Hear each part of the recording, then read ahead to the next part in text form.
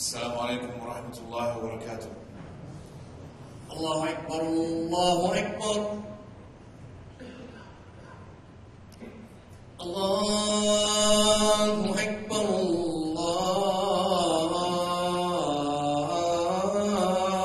الله أكبر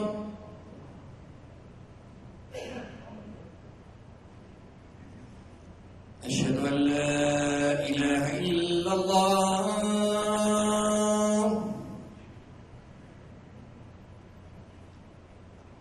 أشهد أن لا إله إلا الله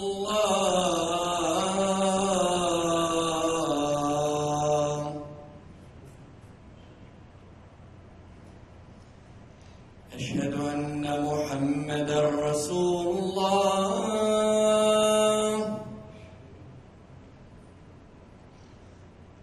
أشهد أن محمدا رسول الله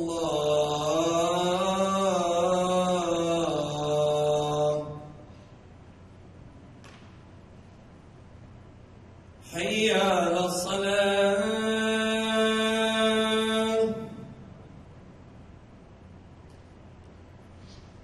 حي على الصلاة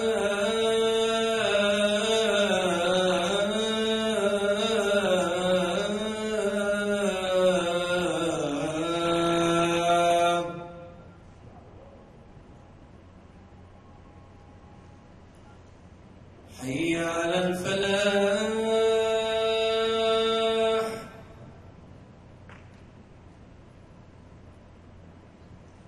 حي على الفلاح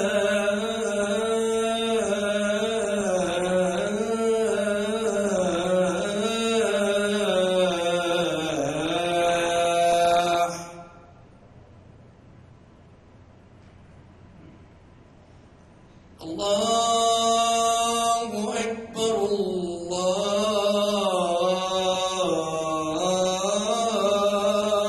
أكبر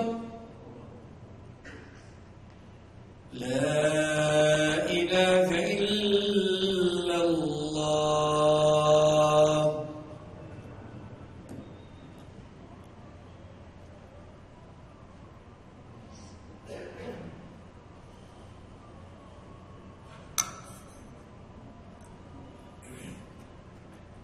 إن الحمد لله نحمده ونستعينه ونستغفره ونستهديه ونعوذ بالله من شرور أنفسنا ومن سيئات أعمالنا.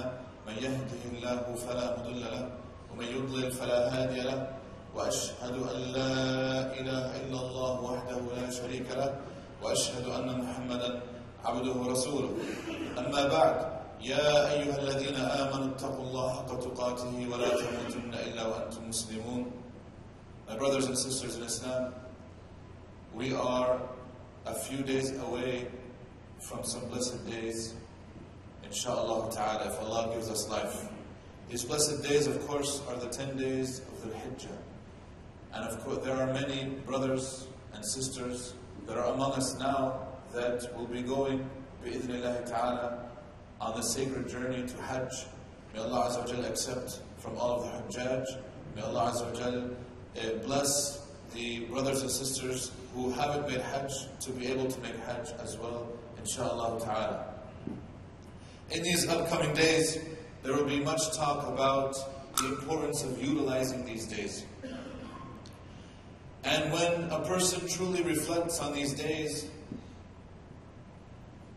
one of the personalities that almost always comes to mind is Ibrahim alayhi salam, the Prophet of Allah subhanahu wa ta'ala, the one whom Allah has said that he is Khalil. وَاتَّخَذَ اللَّهُ إِبْرَاهِيمَ خَلِيلًا, that Allah Azza wa Jal has taken Ibrahim as a Khalil, as a close friend, as a confidant. One that Allah Azza wa Jal, of course, undoubtedly loves. And in reflecting on his life, alayhi salam, the life of Ibrahim during these blessed days, if a person thinks that they don't have to do that much more during these days, or even during their life, all they have to do is reflect on the tests and tribulations and the sacrifices that Ibrahim alayhi salam himself had to go through in his life. And inshallah ta'ala, today we will be going over some of these tests that Ibrahim alayhi salam had to go over and some of the sacrifices that he had to make, and then compare those and contrast those to the sacrifices that we are asked to do in our lives. Because if a person truly thinks about it, the sacrifices that Allah requires of us are nowhere near as difficult or as intense or as strenuous as the sacrifices that he asked Ibrahim a.s. to go through. Yet unfortunately, many Muslims lack in that area. Many Muslims struggle to even wake up for Fajr on time. Many Muslims struggle to pray even to their Lord, to the Creator, to the one who sustains them and sustains the universe around them. And people struggle to find a few minutes out of their busy day to pray and to put their head on the ground for their Lord. Ibrahim alayhi salam, Allah subhanahu wa ta'ala says about him that he was an ummah by himself. Where he says, Inna Ibrahim kana ummatan qanitan lillah hanifa wa lam yakun min al-mushrikeen. Ibrahim was an ummah. Now when we hear this word a lot, the word ummah, which means a nation. What this means is that Ibrahim alayhi salam was a nation in himself. In the amount of dedication that he had, in how much he was completely sincere to Allah subhanahu wa ta'ala. Where the word ummah could also mean that he was sincere, he was only facing Allah subhanahu wa ta'ala in his worship and nothing else. But as many of the other mufassirin have said, that it means that he himself, in the gravity of everything that he did, he was the equivalent of an entire ummah, and he was one individual. But Allah subhanahu wa ta'ala recognized that in him. Then he says about him, شَاكِرًا لِأَنْعُمِهِ, that he was thankful for everything that Allah has given him. Thankful for everything that Allah Azza wa Jalla has given him. Yet when we go over his story now, a person will ask, what exactly did Allah Azza wa Jalla give him? What exactly did Allah Azza wa Jalla bless him with that he was actually thankful for? When Allah praises him for his thankfulness, let's look at some of the things that Allah Azza wa Jalla has tested him with. When he was a young child, Allah Azza wa Jalla tested him with calling his people to worship Allah alone and to not worship their idols. And in fact, this is the famous story where he goes and he breaks the idols, and they find him, and then it causes them to reflect on what they had done, because he leaves the biggest one there. And of course they realize that there is no way that these are capable of doing anything that Ibrahim claims. Of course these are not deities, but in their stubbornness, in their arrogance, they still go through with trying to kill him, and they cannot. And Ibrahim alayhi salam exemplifies the dedication and sincerity that he had for Allah subhanahu wa ta'ala, that even when they threw him into that fire that they built for him, and Jibreel alayhi salam comes down to help him, he says the very famous statement that the Muslims afterwards continue to repeat until this day, Hasbi Allah wa ni'mal wakeel. Allah is sufficient for me. I don't need anything but Allah. Because even in some of the narrations it mentions that angel Jibreel alayhi salam came to help him, and he says, no, I don't need your help. Allah is sufficient for me. The only one that I need is Allah Azza wa Jalla. Since He was the one who required me to do this thing, He's going to take care of me. And this is the sacrifice that He asks us to make. Allah subhanahu wa ta'ala will never burden us with something that we cannot do. This is a rule. And so if it sometimes seems to us that He asks us to do something that is out of my power. Yeah, that's too hard, that's too difficult. Why should I do this? Something as simple as waking up for Fajr on time. A person might say, yeah, he wants me to sacrifice my sleep. I won't be able to get a full night's sleep. I have to wake up early, and then after this, my whole day is, why do I have to sacrifice my sleep? I'm not going to do this. But if a person truly understands who is the one who is asking you to make that sacrifice, this will become a non-issue. In fact, Allah will put blessings in your life that sacrifice will actually become a source of goodness for everything else. And the people that wake up for Fajr, and not only wake up for Fajr, but attend the Masjid at Fajr time, can attest to this reality. That they know that what they gain in making a sacrifice in one area is so much worth it, that in fact it's no longer a sacrifice. It's because who is the one who's asking you? Who is the one who's taking care of you? Do you doubt that Allah can take care of you? Do you doubt that Allah will make your life better? Do you doubt that Allah will make it easy for you if you are sincere for Him? If you doubt this, then you have left the fold of Islam. If you doubt the ability of the Creator to do what He promises to do, then this is an act of disbelief. Ibrahim a.s. never doubted his Lord. He never questioned Him. He says yes, immediately. Whenever he was asked to make a sacrifice. When he debated with his people over their worship of the planets and the moons and the stars and the sun, he used logic. But he sacrificed the ridicule. He sacrificed maybe his reputation, maybe standing out from the crowd. But he knew that Allah subhanahu wa ta'ala would never forsake him. He knew that even though he's sacrificing his reputation amongst his people, or so-called reputation, that whatever he would gain on the opposite side would be completely worth it. And he teaches us to use logic, to use reasoning, to use that intellect that Allah Azza wa Jalla has given us to show that what people worship is not worthy of their worship. We live in a day and age where people no longer worship the stars and the moon and the sun, but they worship other type of stars. Movie stars, music stars, people that they see on the television, athletes, businessmen. We've deified individuals when in fact once you actually look into their life just a little bit, you realize that these are not even worthy of your time to even read about them, let alone worthy of your worship and your admiration, and you want them to copy everything that they do. Ibrahim a.s., when he debated Namrud, he used wisdom, and he almost sacrificed his life and his honor in front of this individual, this king, this tyrant. But he used wisdom in giving him da'wah and properly debating with him. And we don't need to get into the topic of the debate. But he demonstrates in this, and you can go to it, inshallah, it's available. He demonstrates that a person should fear no one but Allah subhanahu wa ta'ala. That if Allah is on my side, and Allah has asked me to do this, why should I be afraid? Even of the king at that time, who was the most powerful person on this earth, he was not afraid to tell him a word of truth, and to perhaps guide him to Iman and to Islam.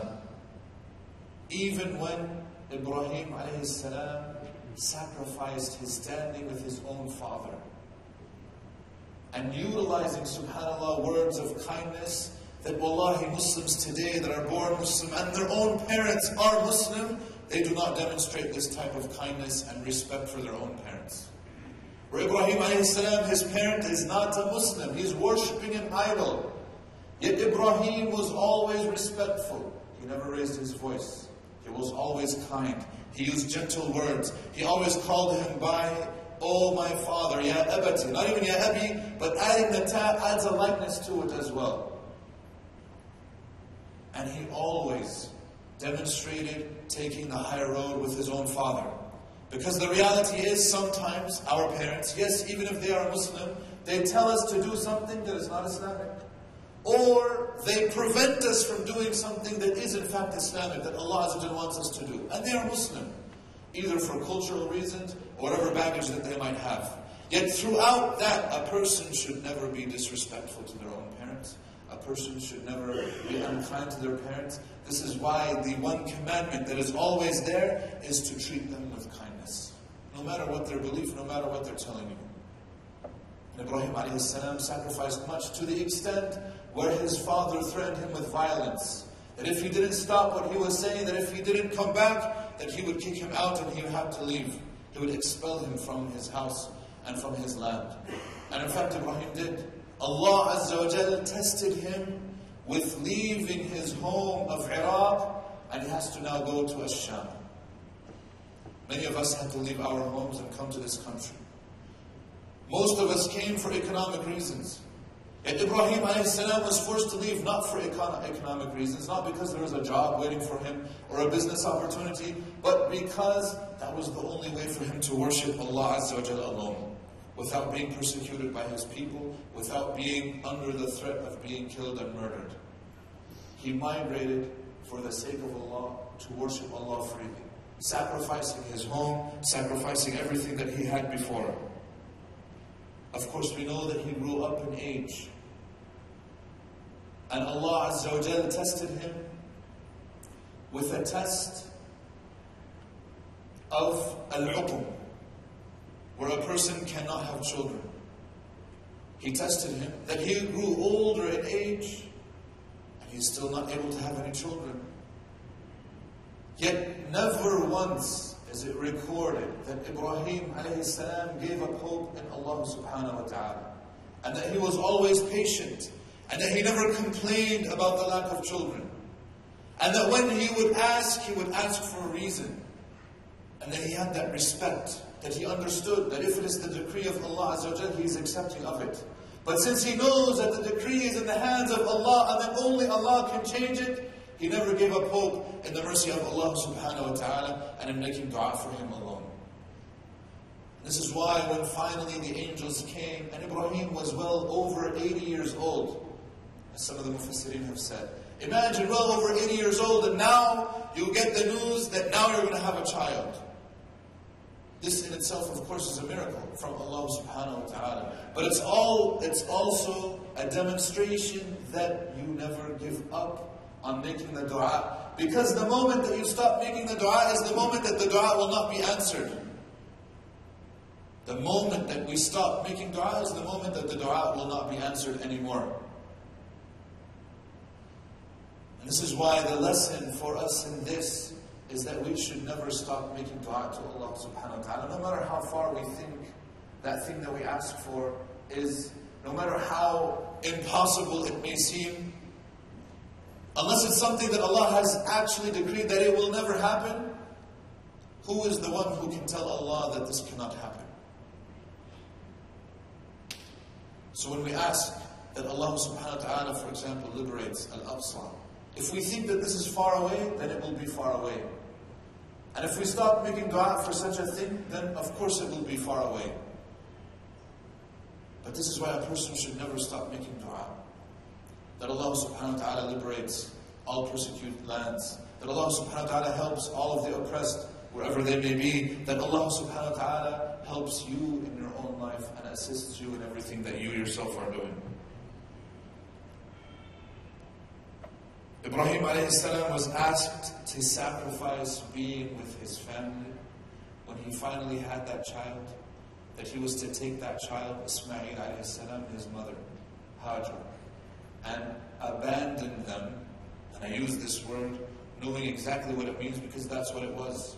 Leave them there in the middle of a desert valley that has no vegetation, no water, no nothing.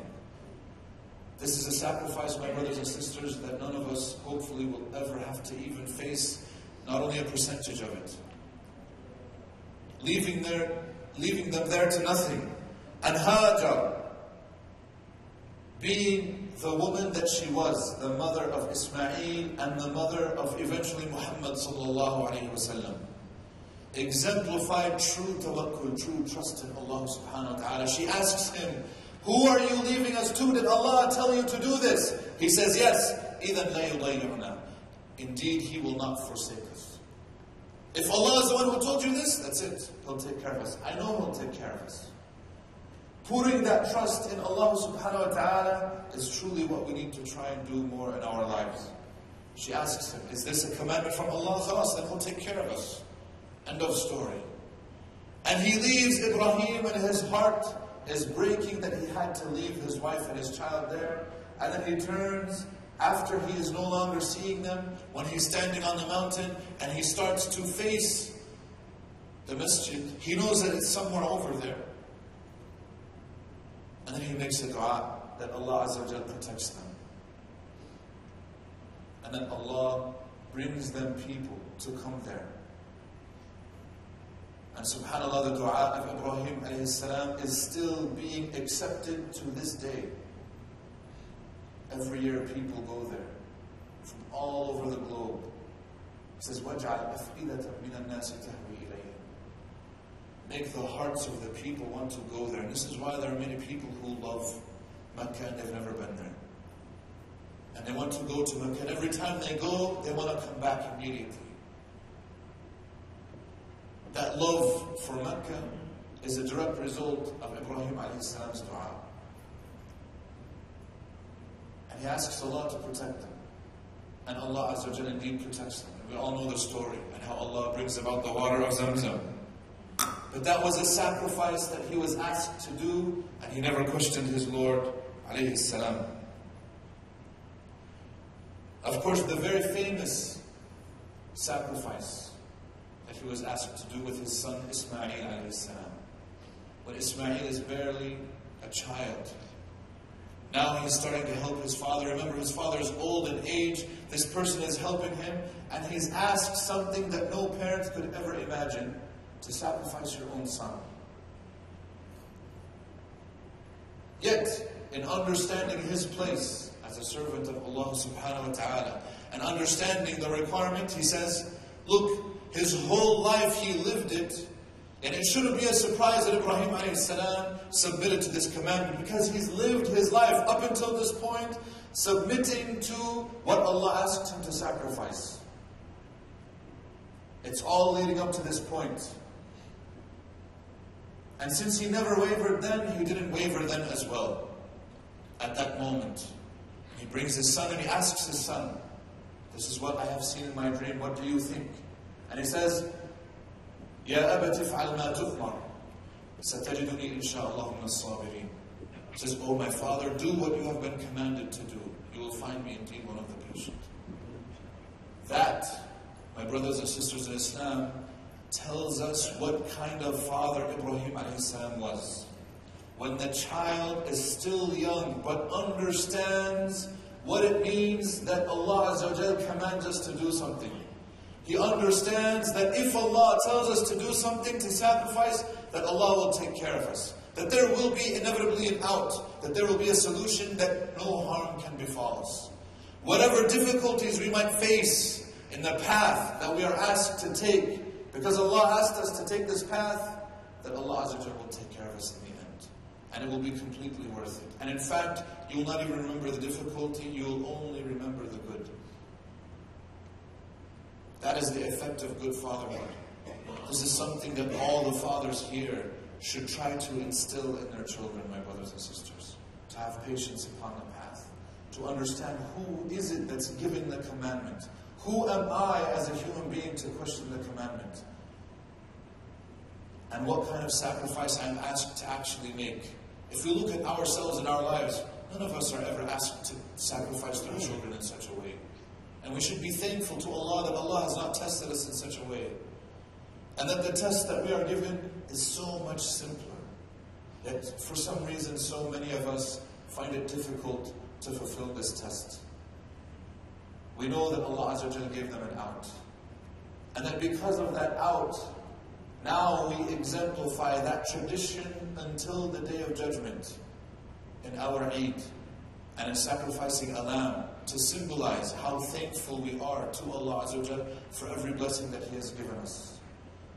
To exemplify that I'm going to fulfill the commandment, the servitude, the proper servitude to Allah subhanahu wa ta'ala. May Allah Azza wa Jalla make us proper servants of Him Azza wa Jalla, and make us amongst those who are able to do proper sacrifices for Him wherever they may be. أقول قولي هذا وأستغفر الله لي ولكم فاستغفروه إنه هو الغفور الرحيم.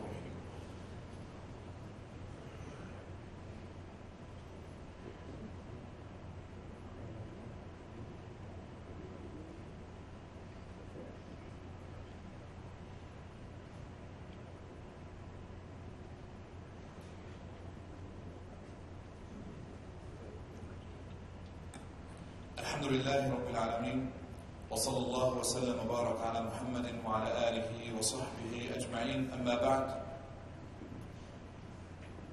Ibrahim alayhi salam's life is full of examples of how he sacrificed for the sake of Allah subhanahu wa ta'ala.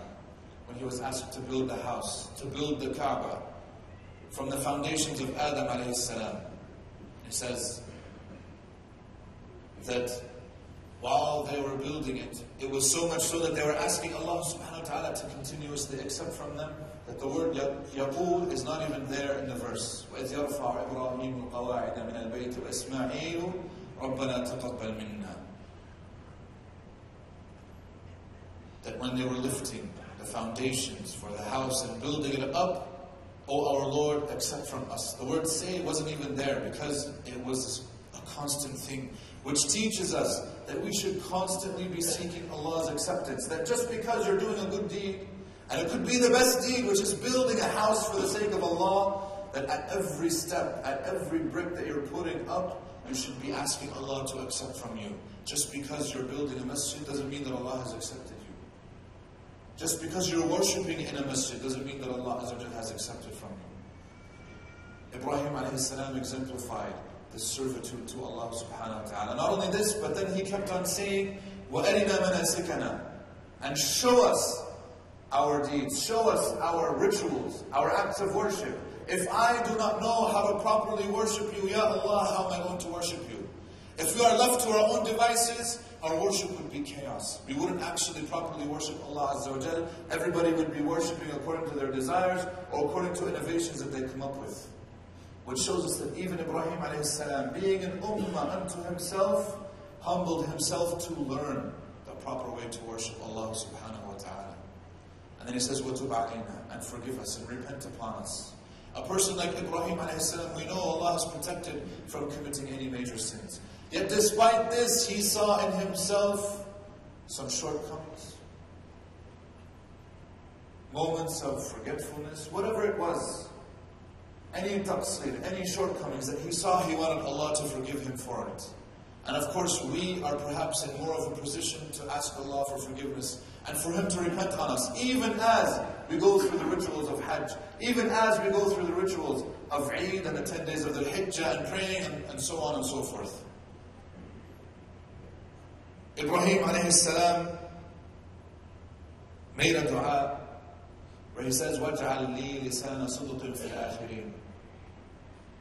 Make me remembered in a good manner among the later nations. This is why Ibrahim alayhi salam is perhaps, there is no other figure now that is remembered in as good of a light as Ibrahim alayhi salam, by any religion. This is a direct result of his dua that he made. And another important dua that he made alayhi salam is that he asked that from his progeny there come a prophet to the people, to teach them the book of Allah Azza wa Jalla, to recite it to them, to teach them good manners, to show them the proper way to worship Allah subhanahu wa ta'ala. And Allah Azza wa Jalla accepted that, of course, dua that we know in the culmination of Muhammad sallallahu alayhi wa sallam. May the peace and blessings be upon him, and his family, and his progeny, and his companions.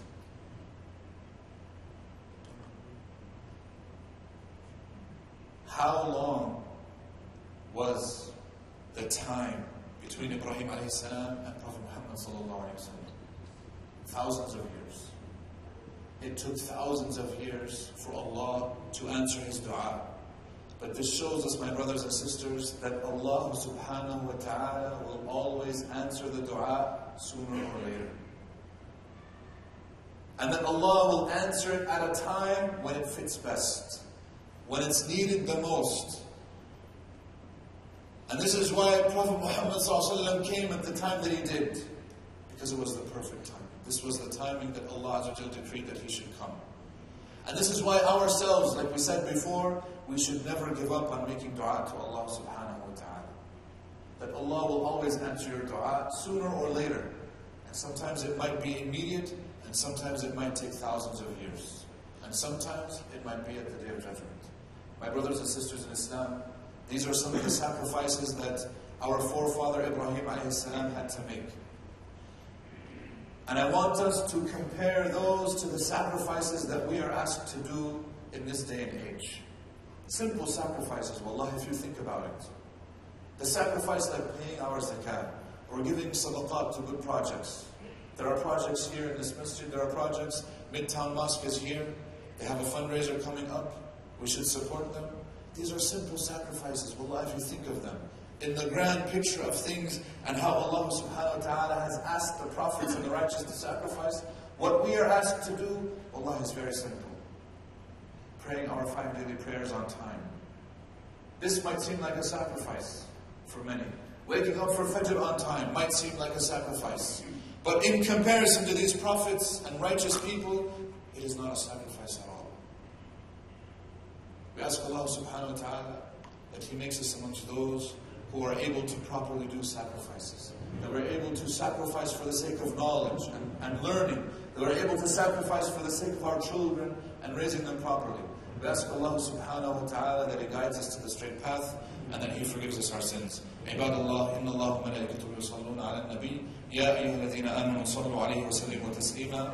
Allahumma salli wa sallim wa barik ala Muhammad wa ala ali Muhammad kama sallayta wa sallamta wa barakta ala Ibrahim وعلى آل إبراهيم في العالمين إنك حميد مجيد. اللهم أعز الإسلام والمسلمين وأذل الشرك والمشركين أعداءك أعداء الدين. ربنا اغفر لنا ذنوبنا وإسرافنا في أمرنا وثبت أقدامنا وانصرنا على القوم الكافرين. اللهم لا تدع لنا ذنبا إلا غفرته ولا هما إلا فرجته ولا دينا إلا قضيته ولا حاجة من حوائج الدنيا والآخرة إلا قضيتها ويسرتها برحمتك يا أرحم الراحمين.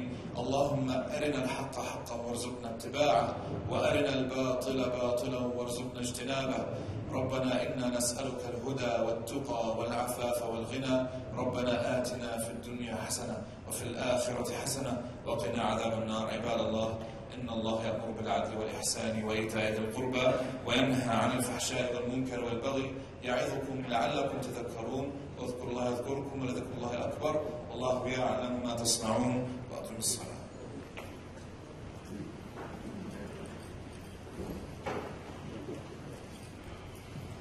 الله أكبر الله أكبر. أشهد أن لا إله إلا الله. أشهد أن محمدا رسول الله. حي على الصلاة حي على الفلاح. قد قامت الصلاة. قد قامت